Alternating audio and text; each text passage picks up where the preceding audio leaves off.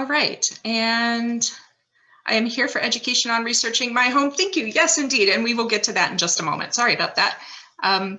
So let's continue with we are at the end of my introduction. So please remember to type your questions into the chat box.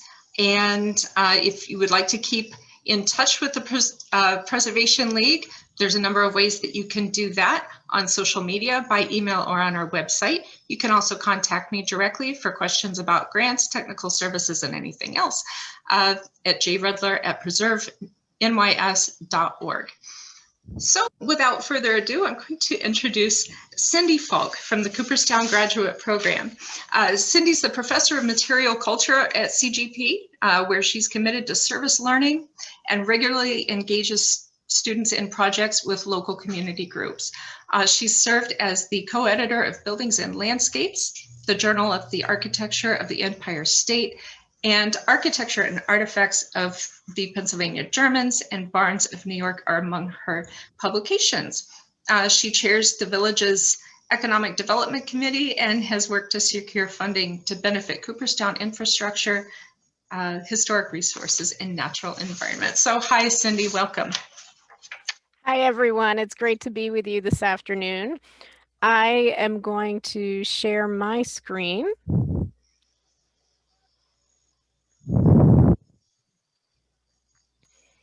So that we can look at some illustrations as we go through this. I do want to start by noting that I am coming to you from Cooperstown, New York. You're looking at a picture of Otsego Lake as it looked just a couple days ago. And the area that I'm from, although we're going to be talking quite a bit about European-inspired buildings, was part of the territory of the Haudenosaunee people, particularly the Mohawk and the Oneida. So we thank them for their stewardship of the great resources that we have here. Today, I'm going to talk a bit about researching your historic house. And I'm going to do it by really starting a focus on the building itself. Very often, when we think about researching our building, we immediately are drawn to documentary sources. Things like deeds or probate records, like you see on the right side of the screen. And my emphasis today is really going to be what the building itself can tell you about its history. And then we'll try to get to some of those documentary sources at the end as time allows. So my first suggestion, when you're researching a house like the one that you see on the screen, is really to take a step back. Go across the street, step out of the front yard, and really get a sense of the overall appearance of the building. And there's a few questions you might want to be asking yourself. So in this case, you're looking at the same building about a decade earlier. You can see it was for sale at that time. And one of the questions to think about as you're looking at the building's overall appearance is, are we looking at something that is one piece? Or are there various parts here? Sometimes when we ask that question, the answer is pretty clear. So this is also a Cooperstown scene, but if we look at the White House, you can see that it looks like it's been put together as a variety of pieces. There's the front, there's an L or wing that goes off the back, there's another addition onto that. Even the more beige color house that's to its right seems to be multiple parts. The first story and the second story don't necessarily appear to be of the same piece. And you can tell that through things like the siding and the windows, the roof lines, that type of thing that you really have to take a step back to notice. With this house, it's not as immediately clear. When this picture was taken, it does certainly appear that the owners envisioned this as two different pieces, right? In fact, they painted it two different colors, one this sort of green color and the other white, suggesting that it is two parts. But we have to ask ourselves, was it built that way? Because we know in the 19th century, there was this form that's sometimes referred to as an upright and wing meaning that there's one taller vertical part with its gable end facing out to the front and a smaller wing off to the side, and that that form could be built as one piece, or the wing could be an add-on, or the main part could be an add-on.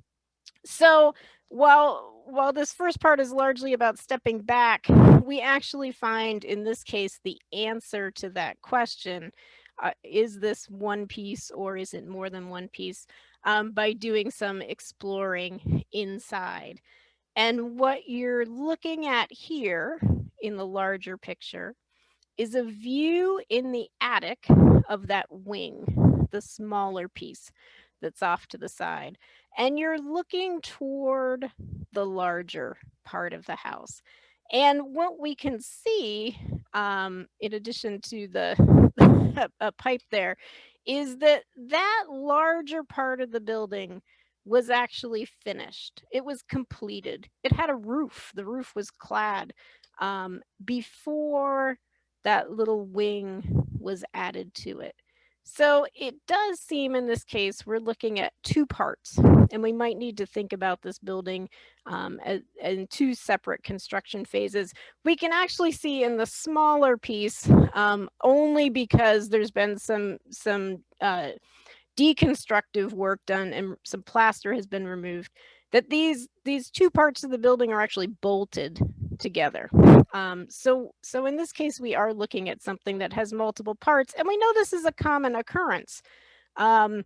That many of the houses that we live in have undergone a number of changes, and some of them are fairly significant, involving additions or wings, or that type of thing. So first conclusion by stepping back is that this is in fact two distinct parts, and it seems that the larger part was on the site first. It was completed, it had the roof, and the little piece got tacked on. I think it's fairly important at this stage to think critically about what has changed over time. And sometimes there are very obvious things that have changed.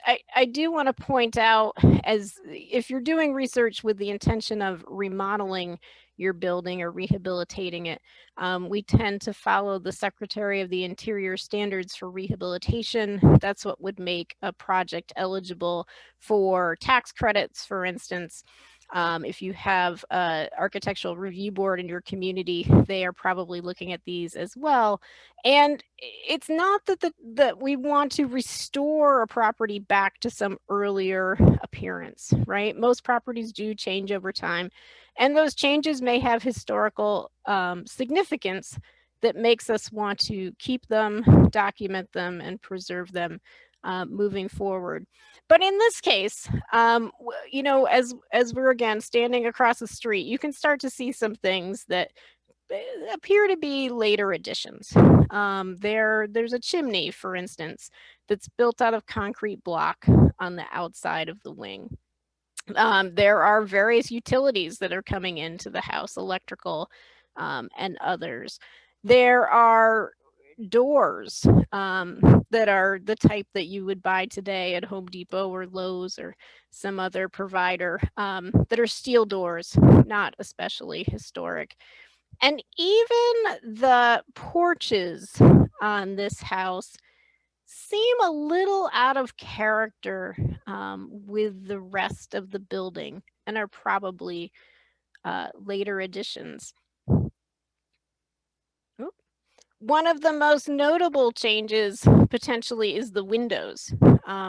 So if we look at the windows on this, we notice some have multiple panes of glass, and that's true on both parts of the building. Some don't. Some have just one large pane of glass, and so we can guess that among the changes that have happened, the windows are there. And while this is a gross exaggeration, it's something to start thinking about as you're looking at your building. Generally speaking, the more panes of glass and the smaller the panes of glass, the older the window. Now, there's some exceptions to that in the 20th century when people were reviving older styles, but we tend to talk about windows based on the number of panes they have. So the one that's on the far left is a 12 over 12. The next one is a 6 over 9. And you'll see as we move forward in time that the number of panes decreases and the size of the panes increases. So, as we look at this, something is going on with the windows. And my guess, especially looking at the white wing, where you have that one window that has no panes in it, is probably there's some replacements going on, that this was probably built with multiple pane windows, and those were replaced over time to give it a more up-to-date, more modern look. So, in terms of what we know, just by looking at this point, we have two distinct parts, and there's been a lot of updates that have happened over time, including the windows. So that brings us to the question of style, which is also something perhaps best appreciated at a distance. And we certainly don't have time today. It would be a different talk if we were going to talk about architectural styles in upstate New York or anywhere in New York, going back to the colonial period. But I tend to divide styles into 6 different categories, with names like Federal and Gothic Revival and Queen Anne and the like fitting in. And if you're interested in style, one of the great things is there are a wide variety of style guides out there that don't just deal with high style architecture, but that deal with residential architecture and with vernacular architecture. And so I would encourage you to visit your library, find some sources online, buy some books if you're interested, to find out more about style.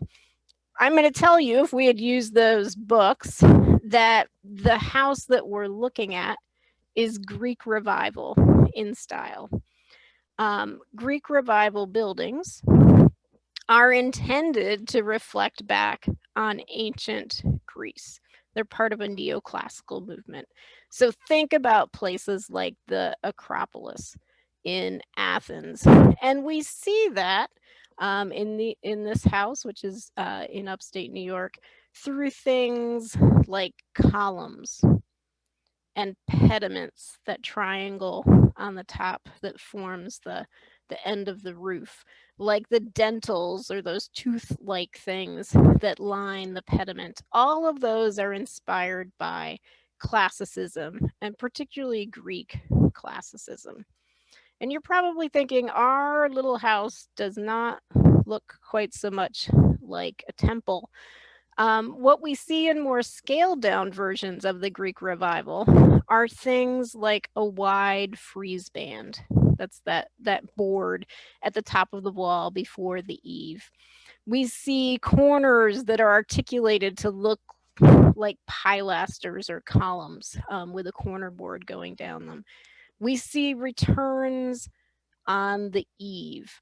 And so all of these are more subtle signs that the builders of this house, which happens to be at the Farmers Museum, were aware of this neoclassical style and found ways to incorporate it that fit their needs. And now if we look at our building here in the midst of a restoration project, you can see some of those same things even a little more clearly, right? So we have our wide frieze band. That's that white board right below the eaves. We have a corner board running down all the corners of the building, and we can guess maybe at one time it was painted a different color than the rest of the siding. We have returns on our eaves, meaning they turn the corner and create this sort of temple-like appearance. So there's our Greek Revival building, certainly vernacular in its implementation, but classical nonetheless. So now we can add to our list that this started off as a fairly scaled down version of the Greek Revival style. And that leads us to think more about materials. And it also leads us to transition here from our across the street view to our more in the building view. And I would encourage you, as you're thinking about researching your historic house, to find those places in it where you can still see the original materials. That often happens to be the attic and the basement or the cellar, places that we don't normally habitate, and where you might be able to see the historic wood, the framing, the type of nails that are used, things that haven't been covered up over time. Now, sometimes materials can actually give us a very definitive answer about the age of a building. This isn't something you're going to be able to see on your own, but if you want to engage someone who's involved in dendrochronology, they can use the rings that are part of the wood used to build a building, if you have the right type of wood, the right type of sample that's available, and figure out when that tree was cut down. And you can see here, this dating in this case involved a drought that occurred in the middle of the 16th century. Or the last third of the 16th century. So that becomes a dating tool. But again, not something you'll be able to necessarily see with the naked eye, but you can certainly engage some professionals to take advantage of that type of technology. There are things, though, that you can see with the naked eye. So thinking about materials, here we see the front porch or stoop on that wing. And you can probably figure out that the stoop itself is made out of poured concrete and that the column is made out of dimensional lumber, the type of wood that you would get at the lumber yard today. In both cases, the use of concrete and dimensional wood suggests that this porch is not that old, at least this particular manifestation of it. If we look at the back of the building, again, in this case, in the midst of a project that involves taking off the siding, we can continue to see change, the type of change that we identified on the front of the building as well.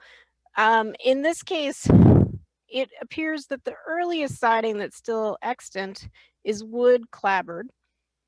And sometime maybe in the end of the 19th century, that clapboard got covered with asphalt shingles. And then sometime in the 20th century, those shingles got covered with asbestos siding. And so we have three different cladding materials that tell a remarkable history about this building, and again, how it was updated over time. But by going back to that earliest layer, we see something else.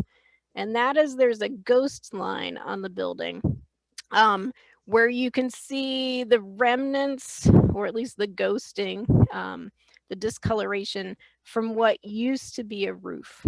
So off the back of this building, there was something else that projected into what is now the backyard.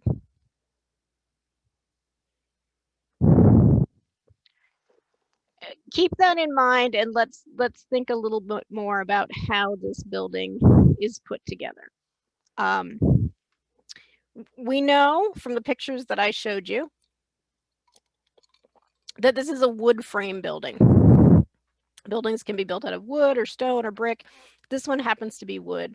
And the type of technology that's used to join pieces of wood together has changed over time. So going back to our earliest examples here in the US, when European settlers came, they would build what we sometimes call heavy timber framing or post and beam buildings, using large pieces of wood that are joined together with what's called mortise and tenon joints. The mortise is a hole, a tenon is a piece of wood that goes into it, And so when you hear about buildings that are put together without nails, it's not that there's no nails, but it's that most of the joints are made by fitting two pieces of wood together, much like we would tinker toys. We begin to see changes over time with something that's called a braced frame, which is sort of a transitional type of technology, where we still have some big pieces of wood. We have large posts, we have large beams, but now we're starting to see the spaces between those being filled with smaller pieces of wood that we call studs, sometimes with braces to provide some stability to the frame. And so by 1800, we're starting to see a change. We see even more of a change by the middle of the 19th century as we start to talk about balloon framing. So now the big pieces are gone. There are not oversized corner posts, for instance, and we see studs that are running clear from the sill at the bottom up to the plate at the top. And then finally, as we move into the 20th century and wood is becoming more scarce, we start to see what's called a platform frame or a Western frame, where each story is built separately using very similar types of technology to a balloon frame, but now one floor at a time. So here we are inside that house. And hopefully those of you who are researching your own historic houses don't find your house in quite the condition this one is in. But for our presentation's purposes, it's wonderful that we can actually see the framing. And you can see here that we actually do have some large posts, those are the verticals, as well as large beams, those are the horizontals, and that they've been carved out to create mortises into which the joists could fit in this case. So this has some of the semblances of that heavy timber framing, but at the same time, we see smaller pieces of wood, the studs that are fitted in between and nailed into place. So this is one of those transitional braced frames that I said we could start seeing about 1800, but which we know were used much later than that as well. So adding to our list as we think about materials, we can say, looking at that back wall, that there used to be an extension off the rear. We don't know quite when that's from. We can say that the porch on the wing is relatively new. We can say that the framing for both parts of this house used mortise and tenon joints with heavy posts and beams, as well as lighter studs, making it sort of transitional between the old and new. And that brings us to technology. And there's a fine line somewhere here between materials and technology.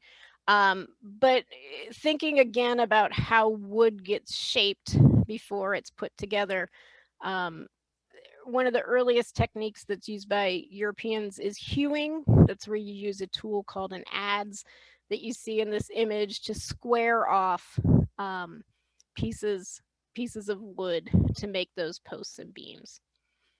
Very labor intensive, and as people were able, they turned to sawmills as a way to avoid some of the labor that was involved in shaping pieces of wood. So a sawmill, rather than being powered by human strength, is usually, in the earliest examples, powered by water. So a water wheel turns, and in this case, it raises and lowers what's called an up and down saw. And so as we look at pieces of wood, we see really particular types of markings on the wood. In this case, a series of parallel lines that show what that up and down saw did. When up and down saws come into place varies location to location. It's something that people wanted to use as soon as they could. Where I live in Otsego County, by 1820, there were hundreds of up and down sawmills. So we know that if this is a 19th century building, it would make sense to have these types of technological scars. Up and down saws get replaced by circular saws. And so we start to see circular saw used by the middle of the 19th century. And that, rather than leaving those parallel lines, leaves arcs on the piece of wood that you might be able to see here in this example. Keep in mind that if you have an up and down saw that's working perfectly fine and you know circular saws are available, you may not immediately make that upgrade. So just because it's 1850 doesn't mean everybody flips the switch and goes to circular saws. They may continue to use their up and down saws for decades because they work. So here we are in the wing of our little house. And I hope that you can make out on both the ridgepole, which is this piece with the stakes coming through it, and on the roof cladding, or the underlayment for the roof, we see up and down saw marks. We see these parallel lines that show that this was built in the era of sawmills, but that earlier type before a circular saw was around. Now we're in the larger part of the house. And while it's harder to see, and I should point out that these pieces of wood that have the white stripes, that's striping that appears from the plaster that was applied over top of them. But if we look over here, if you can see my cursor, you may be able to see the side of the stud. And you may just be able to make out the fact that it has circular saw marks. So we have quite a conundrum here because the part that we are saying came second now seems to have an older form of technology. I just want to say a little bit about nails while we're talking about technology. They tend to fall into 4 different categories. Hand-wrought nails that are made by a blacksmith and hammered, cut nails that are stamped out of a sheet of metal, and then wire nails that have a round shaft like we're often used to today. And those type A and type B cut nails are based on how the head's formed, whether it's an automated process or whether the head is still created by hand. The siding on our house seems to all be of the same vintage, and it's held in place with type B cut nails. And I apologize, it's not a great picture, but you can see one of those nail heads there. So adding to our list, we have siding that's attached with cut nails. That makes sense. We have a smaller wing that has up and down sawn framing, and we have a larger part of the building that has circular sawn framing, which suggests that the smaller part is actually older, even though the bigger part was on the site first. And maybe this was a building that existed somewhere else and was relocated and attached to the larger part. It's not something that we do a lot today, but if you think of an era before utility lines, it was actually fairly common to move buildings around. And so that might very well be what we're looking at here. So moving on to another category, let's talk a little bit about use. Often, if you're researching a building, you may be presented with a floor plan like this, a cross section taken through the building with various parts labeled. And part of the reason why those of us who study buildings do this is because it sometimes becomes easier to understand how they were used by understanding how people circulated through them. And you can see in this case, I've labeled kitchens and bathrooms And you may notice that the two parts of the building actually have no communication between them on the inside. You couldn't get between the two halves on the first floor of the inside. And there are two kitchens, which suggests that these were used by two different household units. Some questions that I always like to ask about the use of buildings. And this first may seem a little vulgar. Where did people use the bathroom? The pictures that I have on here, the Fort Johnson image is actually a separate privy building apart from the main house. And the Hyde Hall image is what is thought to be the first flush toilet west of the Hudson River, which is behind that door that you see underneath the stair. But let's face it, until the end of the 19th century, it was not common in your average house to have indoor plumbing. And today, one thing I'm not going to talk about a lot is archaeology, which would be a whole nother source set that's important not to forget. But thinking about where people use the bathroom often means identifying where the privy was. And if you're an archaeologist, that is one of the best places to find evidence about building use. And so you can see here what that might look like on a site. So keep that in mind as you think about possible sources. Another question that I like to ask is, where did they cook? So we know, if we're talking about houses, that there needs to be somewhere where food was prepared. That might be within the main house, it might be in an attachment, it might be in a separate building, depending on where you are.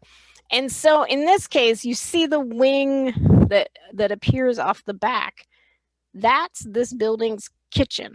And often I hear people talk about this and they realize that it was probably the kitchen. There's a fireplace in it, right? It may have been still be fitted with a crane for holding pots.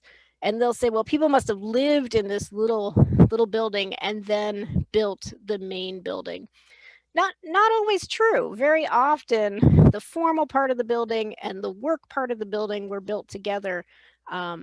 They were just sort of conceived differently because in the period they were built, work was separated from other living spaces.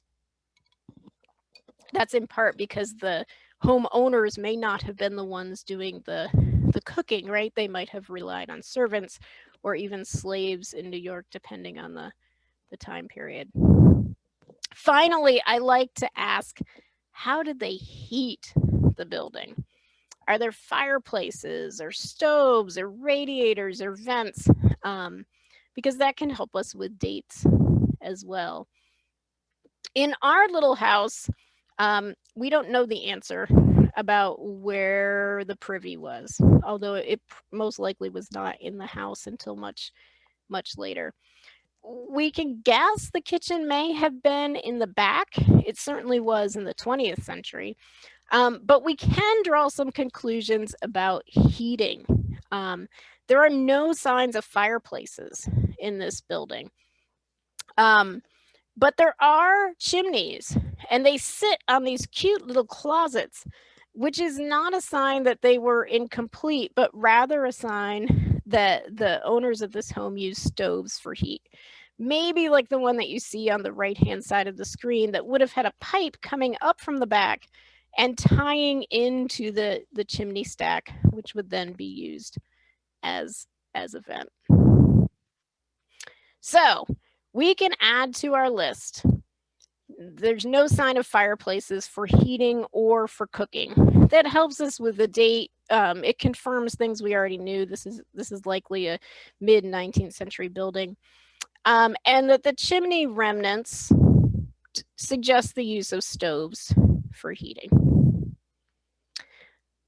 So now, after we've sort of thoroughly analyzed the building itself, we've thought about its overall appearance and its style and its materials and the technology and how it was used, and the building can tell us lots of different things, then I like to suggest turning our attention to visual and documentary sources. So images and writing. I like to start with maps, which come in a variety of different categories.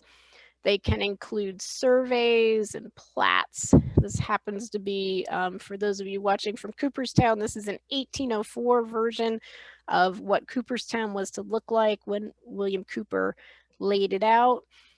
Often when we look at maps, we don't learn very much about buildings. This map is largely about land division and land ownership. Although you can see smack dab there in the center that William Cooper's house is actually articulated on the map as an important landmark. Where we can learn a little bit more about buildings are from atlases. And so here we see two Cooperstown atlases, one from 1868 and the other from 1903. And you can see in both of these that buildings are actually delineated on the map, and they're remarkably close to accurate in terms of the shape of structures and their location. So in 1868, our little building, our house, actually is not in the part of the village that was delineated on the map. It's sort of on the outskirts. By 1903, the village has grown, and there you can see it near the red arrow. And you may recall that we were looking at the back of the building when we could see that old wood siding, and we saw something come off the back. Here on the map, we can see something come off the back. And the fact that it's marked with an X helps us understand its use a little better, because we could have guessed maybe that was the kitchen. But the fact that it has an X means that it was a stable. So we've just learned a little bit more by turning to a map about how that space within our building that is no longer there was used. Another type of map that I love to use are Sanborn fire insurance maps. These are created in the late 19th and the early 20th century as a way to provide information related to potential loss due to fire. And so here you can see Cooperstown in 1909, all sorts of buildings delineated. In the best cases, if you can find them, this particular version happens to be from the Library of Congress. These are colored, they're all color coded. The colors help us understand what materials are being used.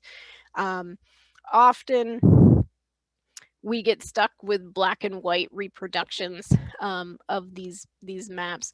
But this happens to be our building in 1915, which is the first time it shows up on a fire insurance map, solely because it's the first time the map goes to that extent outside of the village. So the letter D right here means that this is a dwelling. The little X here in the corner means that it has a wood shingle roof. The 1.5 means that it was 1.5 stories. We can see that it had 3 porches and that it had that extension, that 1-story extension off to the back. So not a lot of surprises here. These are all things that we observed, with the possible exception of the fact that this had a wood shingle roof. We could have guessed that by the way the roof was framed, but now we have a little bit more confirmation. So turning to maps, we can add to our list some more details, right? So we knew there was an extension off the rear. Now we know that that used to be a stable.